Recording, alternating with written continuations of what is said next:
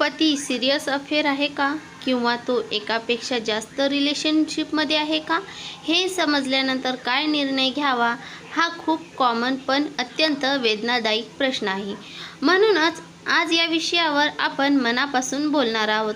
सर्वात आधी माझी एक विनंती आहे, जर तुम्ही अनमॅरिड असाल तर कृपया अशा प्रकारचा कंटेंट पाहू नका आणि जर तुमचं व्यावहारिक आयुष्य आनंदी असेल तरीही हा कंटेंट टाळा।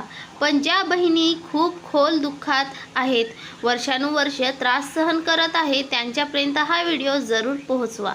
कारण खूप महिला अशा आहेत की त्यांना खूप त्रास असतो आणि ते कुणालाही सांगू शकत नाहीत, तर त्या महिलांपासून आवर्जून ही माहिती आणि त्यांना मार्गदर्शन हवं आहे।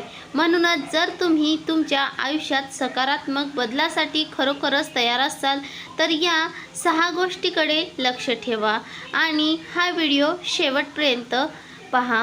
पहिली गोष्ट, सत्य स्वीकारा।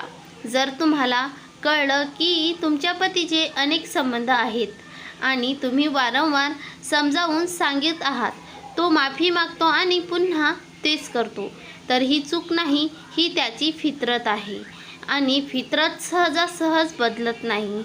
हे जितक्या लवकर स्वीकाराल तितके योग्य निर्णय घेऊ शक्यता। दुसरी गोष्ट म्हणजे काम निर्णय घ्या।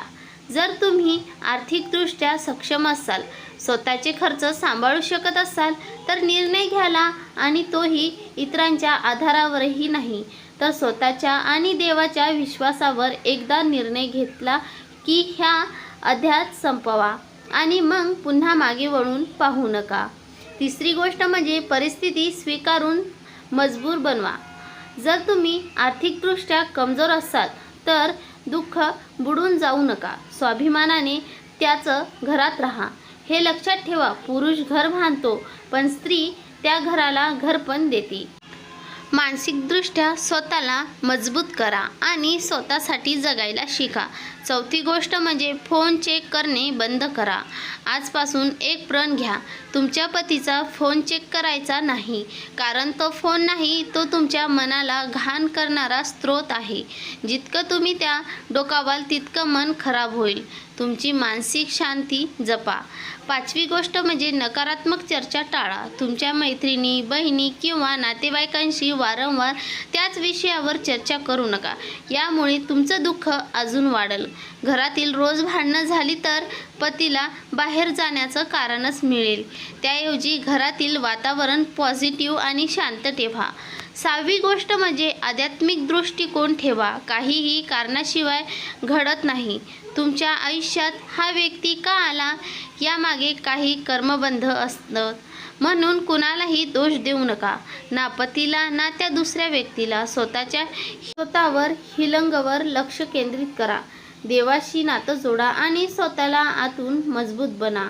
शेवटची आणि सर्वात महत्त्वाची गोष्ट, जर परिस्थिती बदलू शकत नसेल तर मन स्थिर बदलणे आवश्यक आहे।